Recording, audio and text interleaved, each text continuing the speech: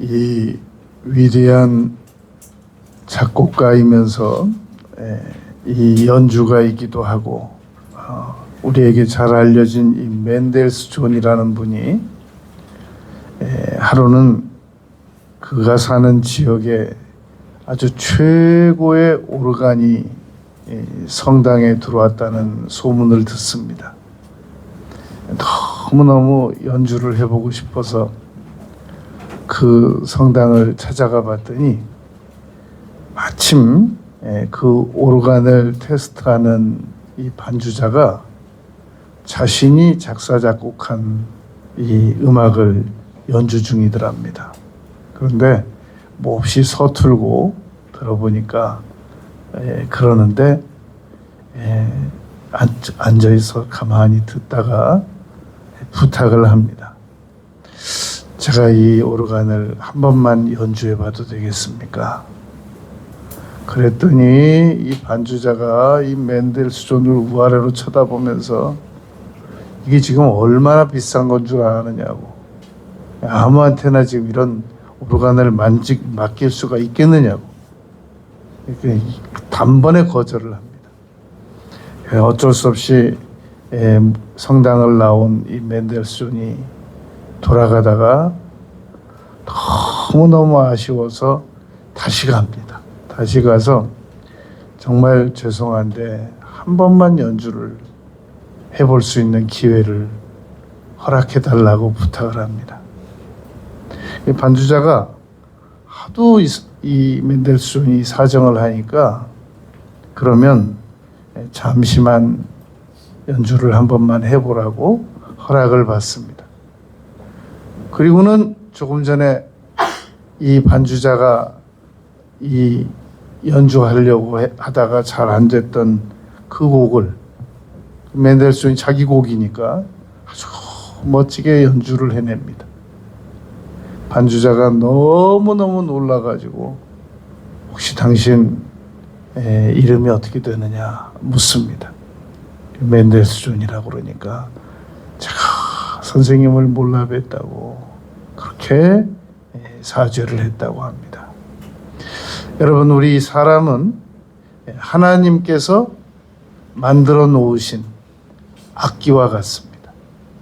그래서 하나님만 우리 한 사람 한 사람을 멋지게 연주를 하실 수가 있습니다.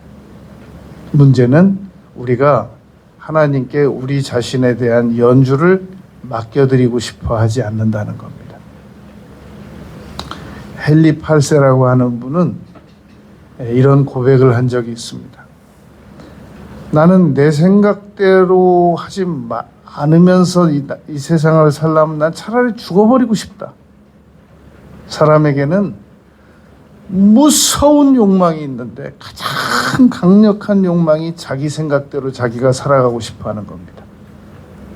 문제는 이 자기 생각이 하나님의 생각과 같으냐는 겁니다. 너무너무 하나님의 생각과 내 생각은 너희의 생각과 다르다라고 이사야를 통해서 우리에게 말씀하셨습니다. 그런데도 우리는 우리 생각대로 우리 인생을 이끌고 가고 싶어 하고 살고 싶어 한단 말입니다. 그 결과가 오늘 이만큼입니다. 저와 여러분들이 오늘 지금 도착한 곳이 내 뜻으로 내 인생을 끌고 온 결과만큼 지금 도착했다고 보면 이건 틀림없는 사실입니다. 앞으로도 남은 인생을 우리가 원하는 대로 우리 인생을 이끌고 가게 되면 어느 순간에 또 돌아서서 평가를 해보면 얼마 못 가고 제대로 이 능력을 못 나타내고 몹시 이 후회가 되는 그런 종착점에 도착하게 될 것이란 말입니다. 그러므로 여러분, 우리가 이제부터라도 남은 인생을 성공적으로 살아가기 위해서는 하나님의 뜻대로 살아가는 것이 중요하단 말입니다. 너무나도 많은 사람들이 미래를 알고 싶어 합니다. 그러나 그 미래를 알고 싶어 하는 것은 미래를 알아서 예측해서 자기 인생을 자기가 통제해 보려고 알고 싶어 하는 것이지, 그 길로 하나님의 뜻을 알아서 하나님의 뜻대로 순종해 드려 보려고 미래를 알고 싶어 하지는 않는단 말입니다.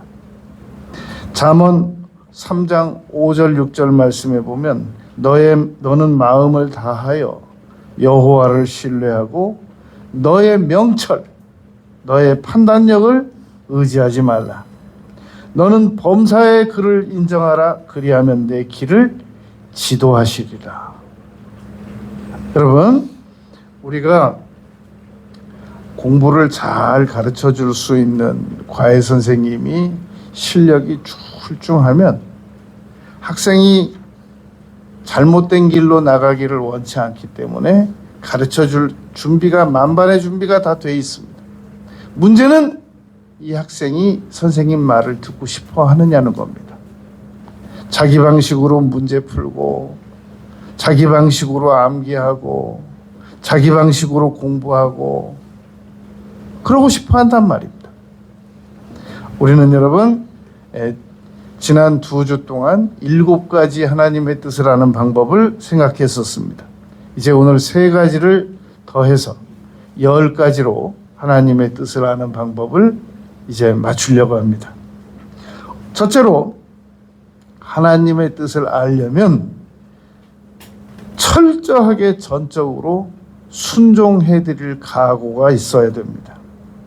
문제는 우리가 하나님의 뜻을 알고만 싶어 하고 그 방법을 내가 활용하려고 하지, 하나님의 뜻대로 순종을 해드리려고는 안 하는 것이 우리의 문제란 말입니다. 하나님의 뜻을 알고 싶어 합니다. 그런데 마치 점쟁이에게 가서 미래 일이 어떻게 되겠느냐고 물어보는 정도, 그 정도로만 알고 싶어 한단 말입니다. 이 이스라엘의 초대 왕은 사울 왕이었고, 2번째 왕이 다윗이었고, 이제 3번째 왕이 솔로몬이었습니다. 그리고 솔로몬이 르호보암이라고 하는 아들에게 왕권을 넘겨줬는데, 이 르호보암이 이스라엘을 어떻게 전쟁에 이끌어 나갈 것인가, 그것을 고민하다가 연로한 신하들에게 의견을 물었습니다. 그리고 자신의 또래 젊은 친구들에게 이 나라를 어떻게 이끌고 나가면 좋겠느냐고 물었단 말입니다. 분명히 연로한 신하들이 하나님의 뜻에 해당되는 이 의견들을 제출했습니다. 그러나 르호보암은 그게 마음에 들지 않았습니다.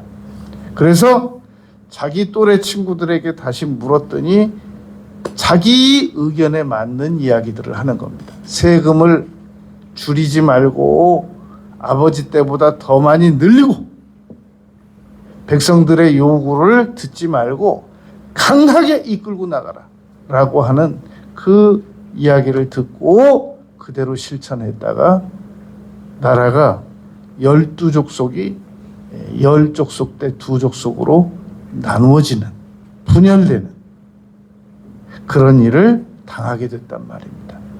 그러니까 르호보암이 하나님의 뜻을 몰라서 못 간 게 아니라 알아도 자기 마음대로, 자기 마음에 안 들었기 때문에 안 가고 자기 뜻에 맞는 친구들이 말하는 대로 가다가 죽을 뻔했고, 그리고 나라가 분열됐단 말입니다.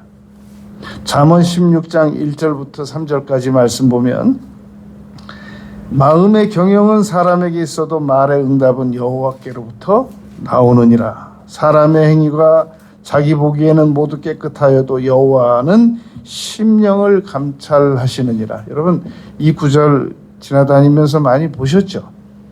여호와께서는 심령을 감찰하신다는 의미가 무슨 의미느냐면, 하나님께서는 사람의 동기를 살피신다는 뜻입니다. 그러니까 어떤 의중으로 지금 그런 생각을 하고 어떤 의중으로 그런 일을 하고 싶어 하는지 그 동기를 중심에서 보신다는 말입니다. 그러니까 잠언 16장 3절에서 너의 행사를 여호와께 맡기라 그리하면 내가 경영하는 것이 이루어지리라, 이 말은 동기부터 맡기라는 말입니다. 동기부터 하나님께서 원하시는 대로 동기부터 설정을 해서 그 일을 하나님 이루어 주세요, 도와주세요 라고 부탁을 드리면 그러면 그 일이 이루어지겠다 라고 말씀하셨단 말입니다. 그런데 너무나도 많은 사람들이 동기는 숨겨놓고 있습니다. 동기는 자기 자신을 위해서 명예로워지고 자기 자신을 위해서 욕심이 가득한 그런 동기를 가지고 표면적으로는 제가 이 일이 잘 되면 선교하려고 합니다. 제가 이 일이 잘 되면 하나님께 영광 돌리려고 합니다. 제가 이거 다 어디다 쓰겠습니까? 다 하나님의 영광을 위해서 쓰려고 그러는 거죠. 라고 표면적으로 이야기를 하면서 하나님께 도움을 요청한다는 겁니다. 그런데 하나님께로부터 도움을 못 받고 있다는 겁니다. 동기 점검을 해봐야 된단 말입니다. 내가 정말 어떤 동기를 가지고 하나님께 이 일이 잘 되기를 요청드리고 있는 것인가? 어차피 내가 원하는 동기, 내가 원하는 관점이 아니라면 내가 하나님의 뜻대로 순종 못 해드릴 아무 이유가 없거든요. 어차피 표면적으로 말하는 그 말이 진짜라면.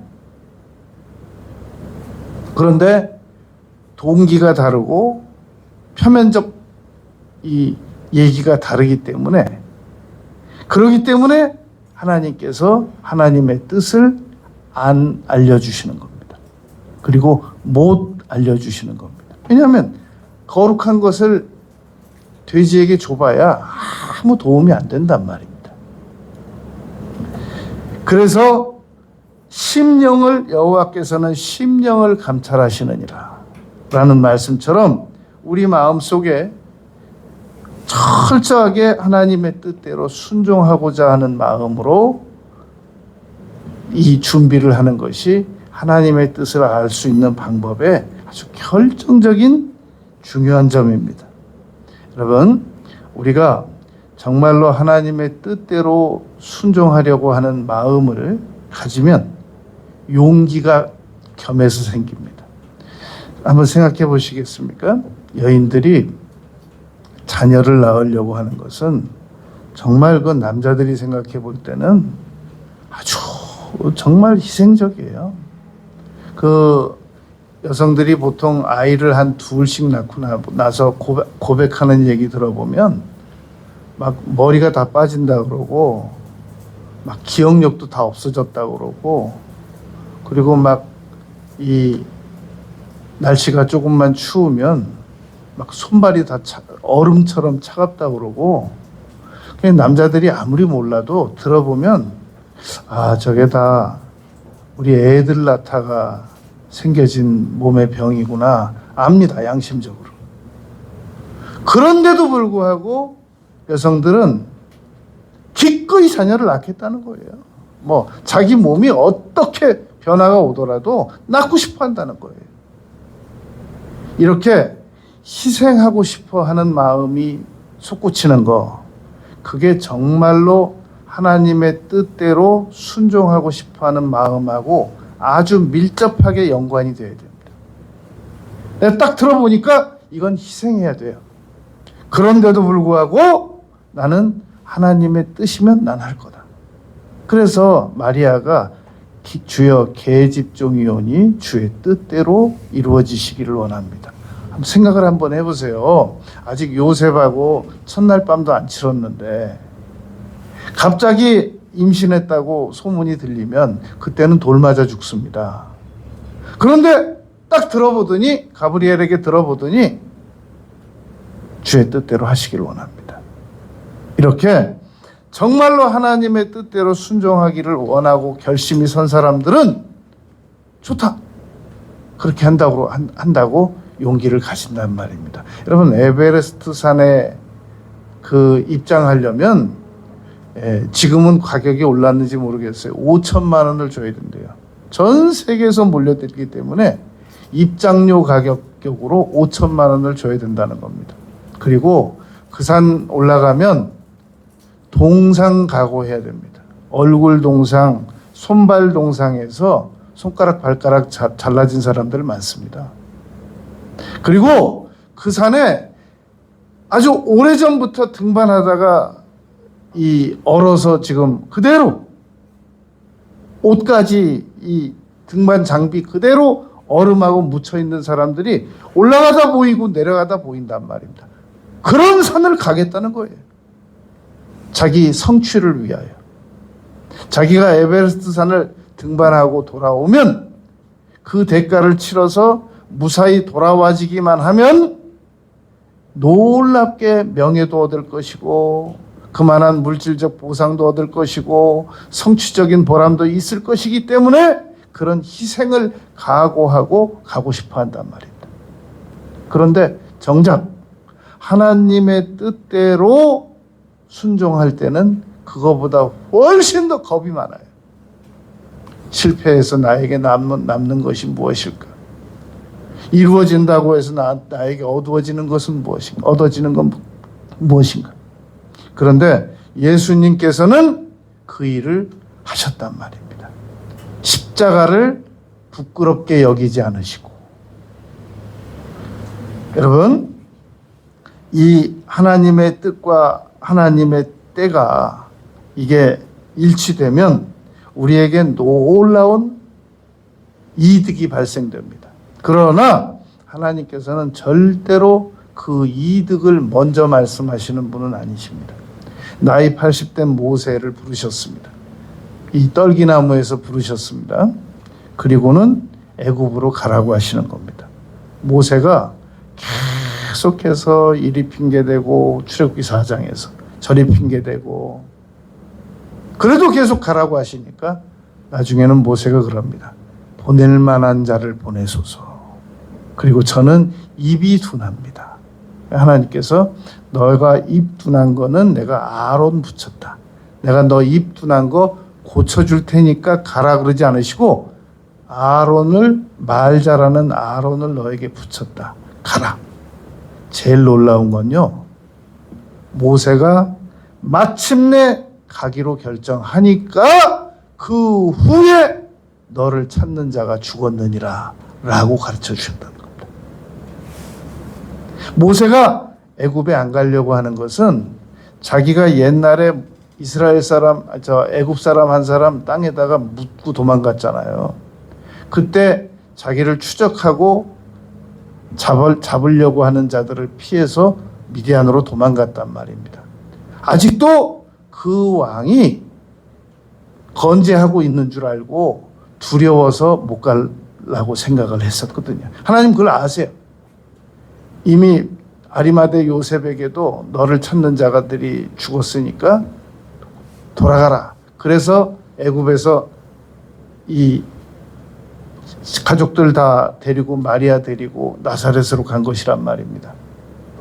모세에게 그걸 미리 안 알려주셨어요. 하나님께서 모세에게 중요한 것은 네가 순종하려고 하는 그 의지, 그것을 먼저 확인하시고 그 다음에 내가 너가 간다고만 하면 내가 지팡이도 능력의 지팡이로 바꿔줄 거야. 너의 말도 잘할 수 있도록 고쳐줄 거야.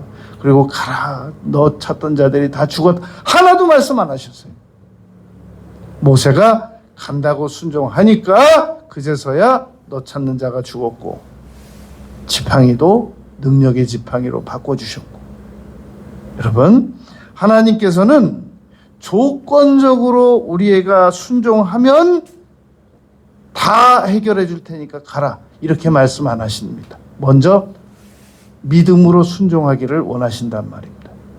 요단강 네가 발로 밟기만 밟어. 그러면 그 앞에 가서 서기만 서. 그럼 갈라줄게. 라고 말씀하지 않으셨습니다. 제사장들이 물을 밟고 들어가니까 그제서야 갈라졌단 말입니다. 모세가 홍해바다가 갈라진 다음에 선 게 아니었단 말입니다.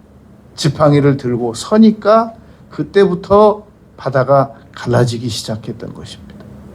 여러분, 우리가 순종을 해드릴 때 그때 하나님께서 마가복음 16장 끝절에 보면 제자들이 나가서 전파할세 주께서 함께 역사하사 라고 말씀하셨단 말입니다. 우리는 너무 많은 조건을 건단 말이죠. 지금 이스라엘 백성들이 사울과 함께 그 군사들이 그 골리앗 하나 때문에 덜덜덜덜덜 떨고 있어요. 아무도 못 나가요.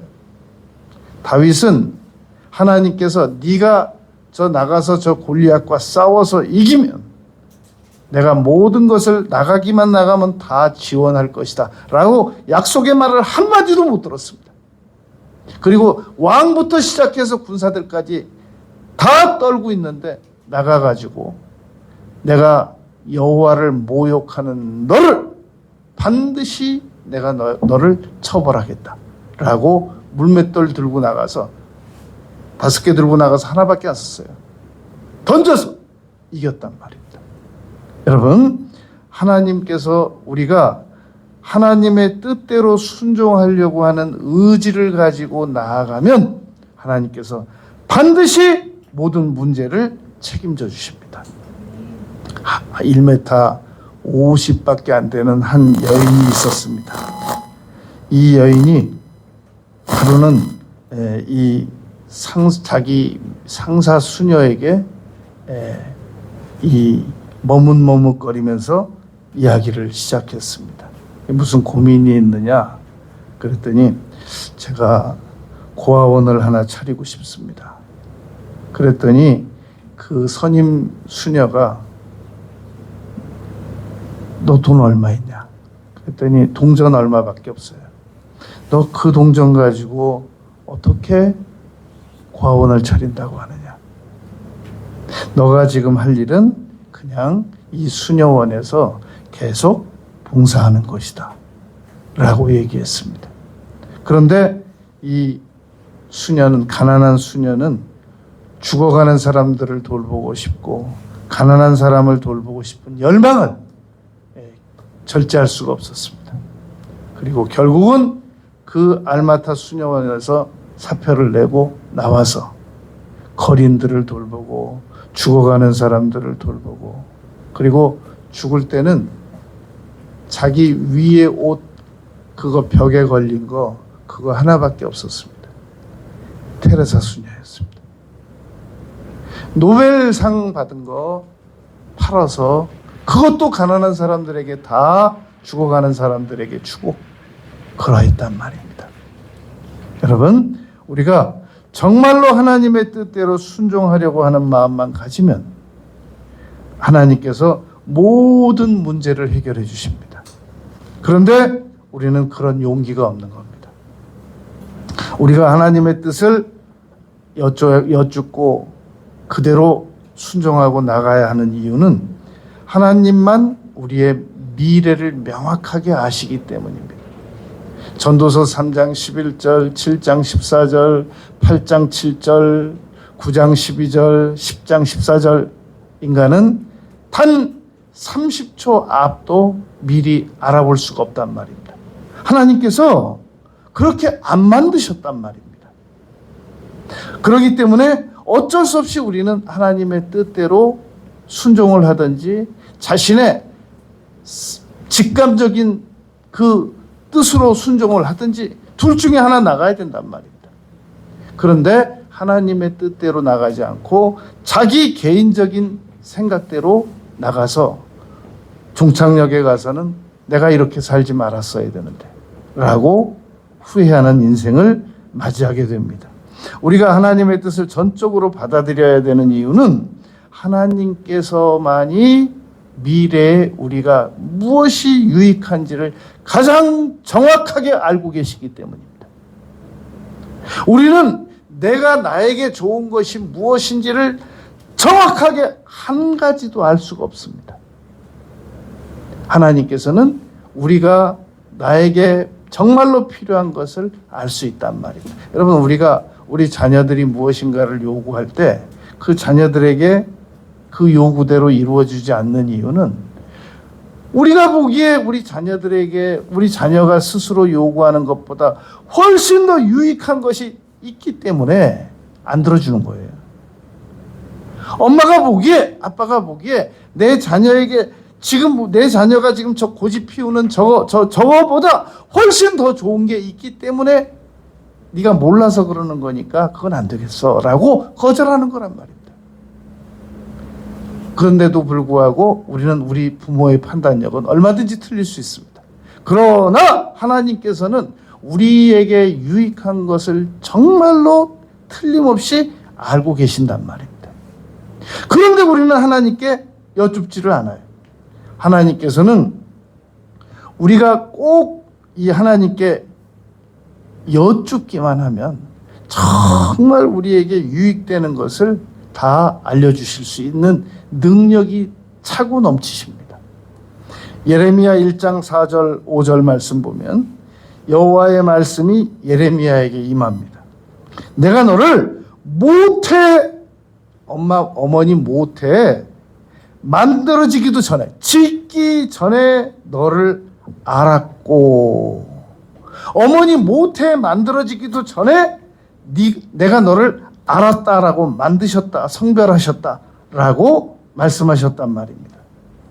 여러분 에베소서 5장 17절입니다. 그러므로 이제 그만 어리석은 자가 되고 오직 주의 뜻이 무엇인가 이해하라 라고 말했단 말입니다. 여러분 많은 경영 전문가들은 그렇게 말합니다.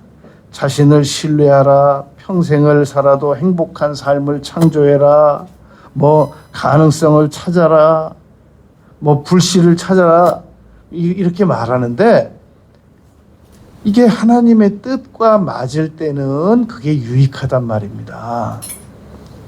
그런데 하나님의 뜻과 전혀 맞지 않는 반대의 길로 불씨를 찾고 의욕을 찾고 가능성을 찾고 그래서 우리가 이 자기 개발서를 일반 경영서적을 믿을 수가 없는 이유가 바로 그 말이란 말입니다. 하나님의 뜻을 먼저 명확하게 찾아놓고 그리고 가능성을 찾아라, 할 수 있다, 의욕을 가져라 이건 유익하나 하나님의 뜻과 전혀 다른 길을 찾아놓고 할 수 있다고 믿어라 이건 안 된단 말입니다. 여러분 윈스턴 처칠 같은 분도 아주 중요한 말을 많이 했습니다. 우리 자신은 우리 자신의 운명의 주인이다. 뭐 신념과 승리하고 하는 불굴의 의지가 있는 한 승리는 결코 우리를 저버리지 않는다. 아니 다 좋은 말이죠. 그런데 그게 하나님의 뜻대로 나아갈 때 그게 가능한 얘기란 말입니다. 하나님의 뜻대로 나아가지도 않으면서 이 미래에 대해서 나에게 막 투자하고 그리고 막 이 경험이 다 유익이 될 것이라고 그러고 언제나 실패가 기다리고 있단 말입니다. 그러니까 하나님의 뜻을 정해놓고 거기에 필요한 이 유익한 지식도 배우고 경험도 쌓아나가고 거기에 대한 정보도 얻어나가고 그래야 된단 말입니다. 오늘날 많은 우리 부모들이 잘못 결정하는 이유가 우리 자녀들에게 하나님의 뜻과 상관이 없이 일반 학문을 열심히 공부만 하면 어느 날 얘가 훌륭한 사람이 돼줄 줄 안다는 겁니다. 하나님의 뜻하고 전혀 상관없는 세상 교육을 잔뜩 많이 시켜만 놓으면 성공할 줄 안단 말이에요. 그리고 나서 이제 제대로 못 살아가면 너는 대학도 나왔고 아빠가 투자해 준 게 얼마인데 너는 할 줄 아는 게 뭐니 도대체. 하나님의 뜻대로 보내주질 않고 그렇게 요구하는 것은 잘못된 것이란 말입니다. 여러분 어떤 전문직에서 30년 동안 처음 배운 일을 30년 동안 계속 반복해서 했단 말입니다. 그리고 그 사람은 자기의 경력을 30년이라고 믿고 있는 경우가 많단 말입니다. 그거 처음 배운 그 방법을 가지고 30년 동안 반복한 거지 새로운 경력이 있는 거 아니거든요. 하나님께서는 언제나 하나님의 뜻대로 우리를 이끄실 때 계속해서 새로운 길로 능력 있게 이끄신단 말입니다. 오른팔로 참으로 내가 너를 도와주리라 그러잖아요. 이사야서 41장 10절에서 두려워 말고 놀라지 말고 내가 너의 하나님이 되고 참으로 의로운 나의 오른손으로 너를 붙들리라 도와주리라. 이거 하나님의 뜻대로 그렇게 해주시겠다라는 얘기란 말입니다. 여러분, 어제 뉴스에 이런 뉴스가 나왔습니다. 누가 윤석열을 괴물로 만들었느냐. 여러분, 링컨이 가장 존경받았던 이유는 언제나 자기 뜻을 반대하는 사람들이 말을 해도 그것을 들었고 존중했고 그리고 그 사람들에게 친절하게 대했다는데 그 링컨이 존경받는 이유가 있습니다. 고릴라 잡으러 가려면 링컨 고향으로 가라 라고 줄기차게 외쳤던 스탠튼이라고 하는 사람을 국방부 장관으로 임명을 시킨 사람이 링컨이었습니다. 링컨이 저격당했을 때 그토록 평생 링컨을 비판하던 일에 앞장섰던 그 스탠튼이 여기 역사상 가장 위대한 왕이 죽어있다 라고 말했단 말입니다. 여러분 앞으로 대통령 선출할 때 꼭 여러분들이 보셔야 될 거, 여당이니까 찍어준다는 말 절대 하지 마시고, 여당 4번 찍었는데 4번 다 감옥 갔잖아요. 이제 그만할 때도 되지 않았어요? 그리고 야당이니까 이제는 무조건 나는 야당 찍을 거야. 그러지 마시고, 대통령을 뽑을 때 이 사람이 희생 경력이 있는가를 한번 보세요. 윤석열 대통령이 어떤 과거를 볼 때 어떤 희생 경력이 있었는가? 이회창 씨가 과거에 어떤 희생 경력이 있었는가? 이명박 씨가 과연 어떤 희생 경력이 있었는가? 박근혜 전 대통령이 어떤 희생 경력이 있었는가? 그걸 잘 보란 말입니다.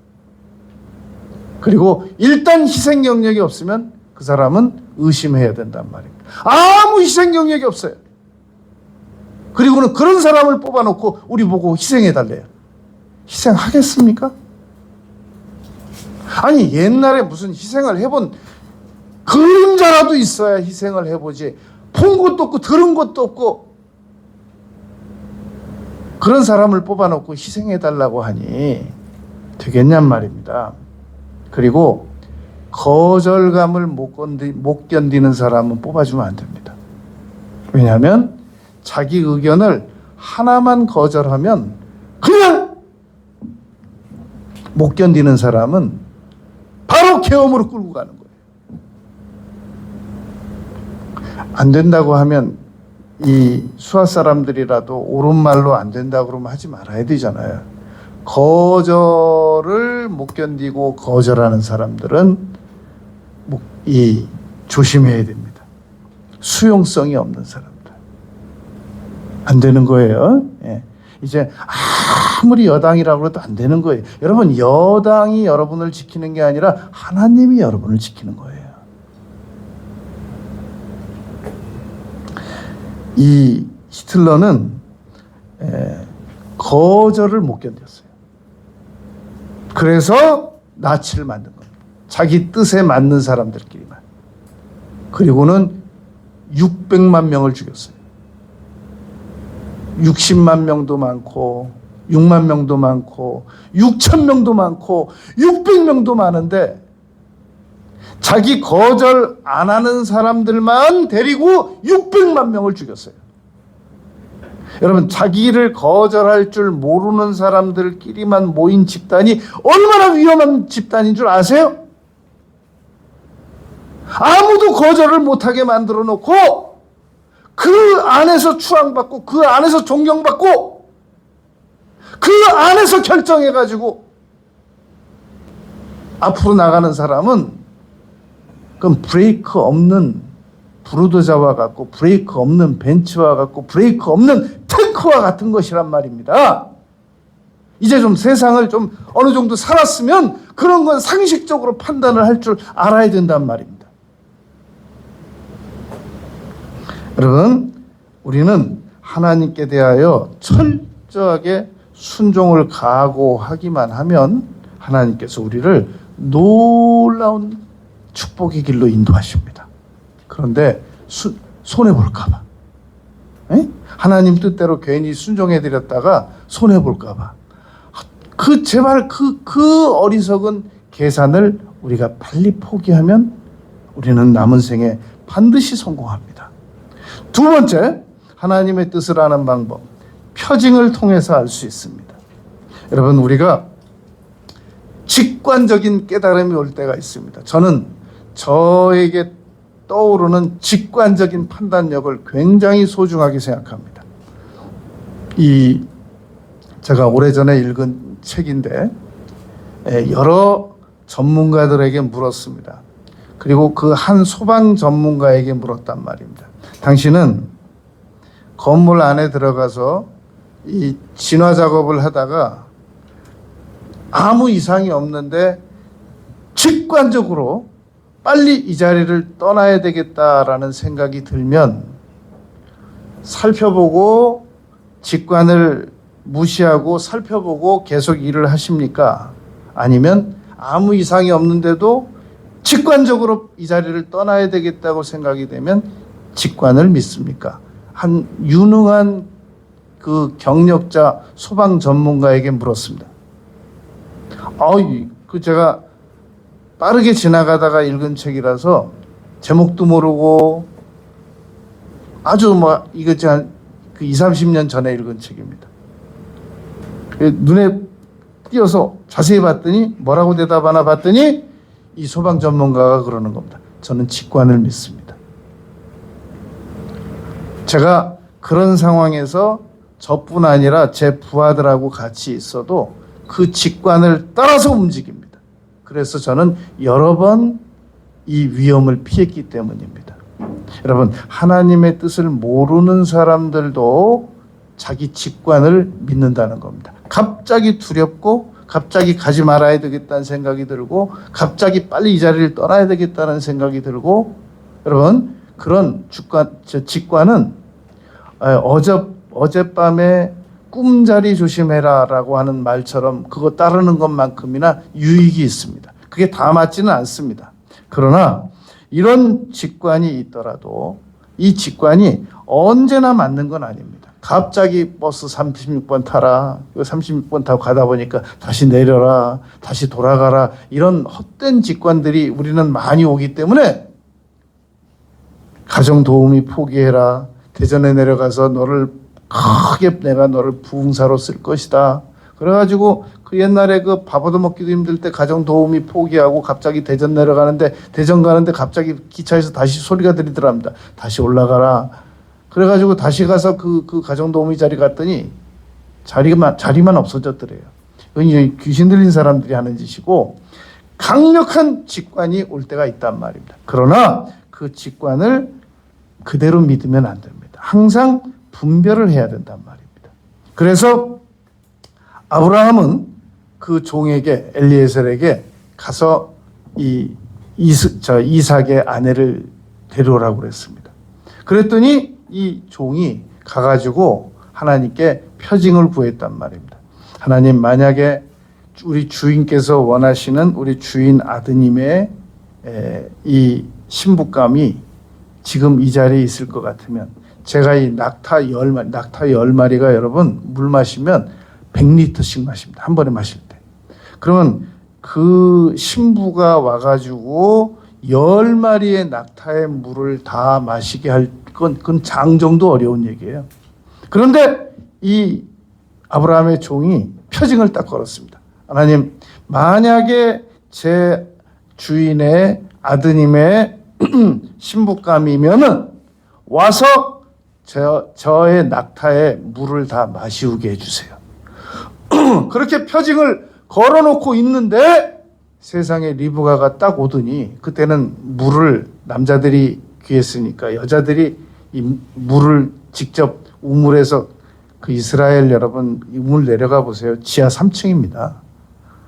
쉽게 내려가 가지고 그 물을 가지고 와서 집으로 다 가지고 갔는데 이걸 소녀들이 했단 말입니다. 리브가가 오더니 그 아브라함의 종을 보더니 아이고 이 낙타가 물을 마셔야 되겠습니다. 그 물을 다 마시게 하는 거예요. 조금 전에 그 아브라함의 종이 뭐라고 기도했냔 말입니다. 표징을 걸어놨단 말입니다. 표징대로 그대로 하더란 말입니다. 이렇게 중요한 표징을, 내가 어떤 직감이 오면 그 직감을 무조건 믿지 말고 이렇게 표징을 확인해서 하나님의 뜻을 확인하는 방법이 있단 말입니다. 이 그냥 한 번에 바로 믿지 말고 말씀에도 점검을 해, 말씀으로는 마지막 점검을 당연히 하죠. 주의 종에게도 점검을 하죠. 그러나 자기가 개인적으로 이걸 표징을 자꾸 살펴보는 것이란 말입니다. C.S. 루이스가 기적이라는 책에서 이런 얘기를 했습니다. 이 기적을 정말로 맞이할 수 있는 사람은 가장 준비할 것이 뭐냐면 기적을 믿어야 된대요. 그러니까 너무나도 많은 사람들이 기적을 체험하지 못하는 이유는 기적을 믿지는 않으면서 또 다른 거, 한 번만 더, 또 다른 거. 예수님께 바리새인들과 서기관들이 그러잖아요. 표적을 보여달라고 그러잖아요. 그랬더니 예수님께서 요나 표적 있잖아. 그거 못 믿으면 내가 다시 표적 보여줘도 못 믿어. 낭비라는 겁니다. 하나님께서는 여러분 우리에게 수없이 많은 기도의 응답을 주셨단 말입니다. 근데 그거 하나도 못 믿어요. 그러면서 또다시 하나님 이번에만 응답해 주시면 제가 진짜 믿겠다고. 그렇게 지금 우리가 요구하고 있는 중이란 말입니다. 여러분 이 표적은 옛날에 우림과 둠빔, 그 어떤 방법인지 학자들이 다 찾아도 도대체 어떻게 그게 하나님의 뜻을 알 수 있는 방법인지를 몰라요. 그리고 옛날에 제비뽑기라는 게 있었습니다. 제비뽑기가 성경에서 마지막 사용된 것은 12제자 중에서 가룟 유다가 아웃되고 마띠아 뽑을 때 마지막으로 사용했었습니다. 그리고 요즘에는 사용 안 하는데, 신약에서는 이 제비뽑기 사용 안 하는데, 그런데 지금도 총회장 뽑을 때 제비뽑기 하는 그런 교단이 있단 말입니다. 그러니까 이 제비뽑기나 이런 그 우림 둠빙 방법이 결국은 표징이에요. 요나 물에 던질 때도 제비 뽑았잖아요. 그러니까 결국은 표징이라는 겁니다. 표징은 제비뽑기 오늘날 안 사용하고 우림 둠빙 아직 안 사용해도 표징 방법은 아직도 사용할 수 있는 것이란 말입니다. 문제는 이걸 계속해서 믿는, 정말로 믿을 수 있는 준비가 되어 있느냐 말입니다. 그래서 우리에게 알려지는 그런 그 방법 얘기가, 전해지는 얘기가 있습니다. 어떤 사람이 지팡이를 놓고 이게 지팡이가 쓰러지는 쪽으로 자기는 간다. 하나님의 뜻이라고 믿는다. 그리고 지팡이를 놓고 쓰러뜨렸더랍니다. 그랬더니 오른쪽으로 쓰러졌대요. 보니까 자기가 안 가고 싶은 곳이에요. 그러니까 다시 기도했습니다. 하나님, 이번에 나오는 쓰러지는 쪽으로는 진짜 가겠습니다. 지팡이를 쓰러뜨리니 바로 앞으로 쓰러지더래요. 또 마음에 안 들더래요. 하나님, 3세판입니다. 그리고 나서 딱 쓰러뜨려졌더니 왼쪽으로 가요. 근데 저희가 자기 가고 싶었던 곳이에요. 그러면서 그러면 그렇지요. 그러면서 그리로 갔다는 얘기가 있단 말입니다. 이렇게 기적을 믿지 않으면서 저는 어떤 결과가 나오더라도 이것이 하나님의 뜻인 줄 믿습니다. 그리고 이게 손해가 되더라도 저는 하나님의 뜻으로 믿고 갈 겁니다. 그러고 나서 표징하면 진짜 표징 열려집니다. 그런데 그걸 믿을 수 있는 사람이 몇이나 되겠냐고요. 그래서 표징 방법은 오늘날도 분명히 유익한데 함에도 불구하고 우리가 잘 활용할 수 없는 방법 중에 하나란 말입니다. 그러나 여전히 표징 방법은 유익합니다. 끝으로 세 번째, 고난입니다. 고난이 다가왔을 때 우리는 하나님의 뜻을 알 수 있습니다. 어떻게 아느냐? 고난이 다가오면 가차없이 순종으로 가는 겁니다. 내가 정말로 순종할 의도가 있느냐? 그런데 내가 이 고난이 다가온 것은 왜 이 고난이 다가왔느냐? 잠언 10장 22절에 보면 여호와께서 주시는 복은 사람을 부하게 하고 근심을 겸하여 주지 아니하시느니라. 여러분 1995년에 옐로우스톤 국립공원에 이 사슴이 너무 많이 번식을 해가지고 아주 막 이 식물이 초토화되는 상황으로 왔습니다. 식물학자들이 모였습니다. 이거 어떻게 해결할 수가 있느냐? 어떻게 해야 이 사슴이 식물을 다 먹어치우는 것을 이걸 어떻게 막을 수 있는 겁니까? 이걸 식물학자들이 연구해낸 결과입니다. 옐로우스톤 국립공원에 늑대를 다시 풀어놓는 겁니다.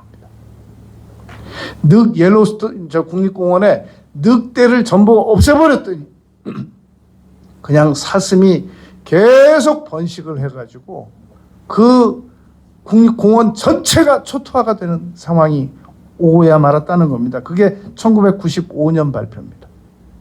마침내 어쩔 수 없이 늑대를 가져다 풀어놨습니다. 그랬더니 이 사슴들이 알아서 도망다니고 몇 마리 잡혀먹고 다시 공원이 전체가 회복이 되더라는 겁니다. 여러분, 우리는 우리 인생의 늑대 몇 마리가 너무 귀찮고 아주 막 몸서리치기 싫고 그러합니다. 그게 바로 우리에게 다가오는 고난입니다. 그런데 그 고난 때문에 우리 인생에 전반적인 질서가 잡힙니다. 절제할 힘이 생겨지고 다시 기도하게 되고 주일 잘 지키고 신앙생활 잘하고 그리고 여러 가지 이 하나님의 뜻이 아닌 길로 나가던 부분들을 바로 잡게 된단 말입니다. 이게 늑대의 힘입니다. 이 고난의 힘이란 말입니다. 그러므로 우리에게 고난이 다가오면 이것도 왜 이래? 또 내가 뭘 잘못한 거야?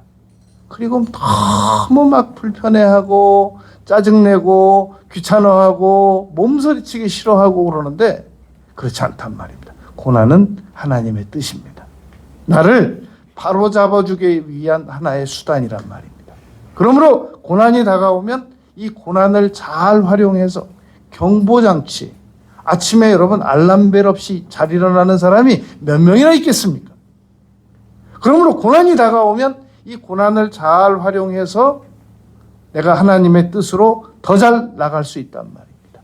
오늘 골로새서 1장 9절 본문 말씀 보면 하나님의 뜻을 아는 것으로 채우게 하시고 그 앞에 보면 지혜와 총명이라는 단어가 있습니다.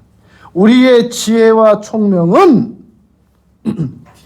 하나님의 뜻을 아는 것으로 채워질 때 그때 우리 지혜와 총명이 올바른 지혜와 총명이 될 수 있는 것이란 말입니다.